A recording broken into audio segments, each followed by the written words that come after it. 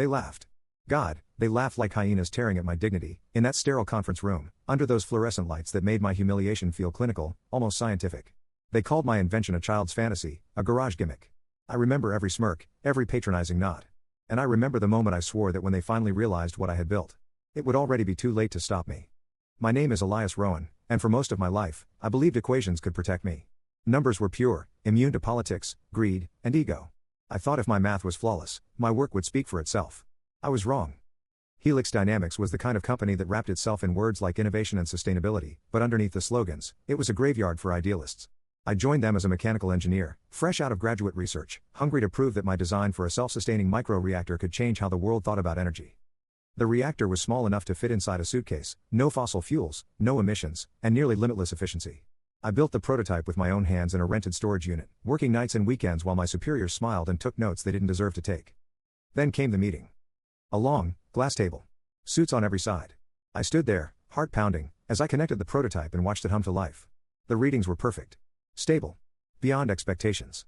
And yet when I looked up, they weren't looking at the data, they were looking at me, measuring how easy I'd be to control. Impressive, said Victor Hale, Helix's CEO, with that wolfish grin that always meant he was already thinking about ownership. But you're still a junior engineer, Elias. We'll need to review your materials before taking this any further. I didn't sleep that night.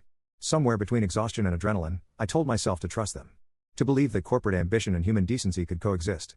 Weeks passed. Then months. Every request for updates went unanswered.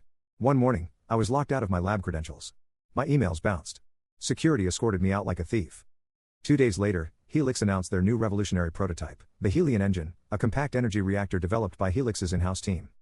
My design. My data. My equations. Even my wiring pattern, the asymmetrical node I'd created to stabilize thermal feedback, all of it was there, hidden under a different name.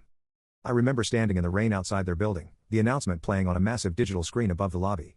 My name was nowhere. Victor Hale's was everywhere. I tried to fight back. I filed a complaint. I called lawyers.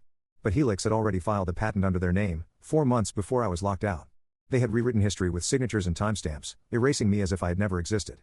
When I went public, they buried me. Articles called me a disgruntled ex-employee. Helix issued statements about security breaches and confidential intellectual property. Within a week, I was blacklisted from every major tech firm on the coast. I lost my job, my apartment, my reputation, everything except one thing, the knowledge that they hadn't understood my full design.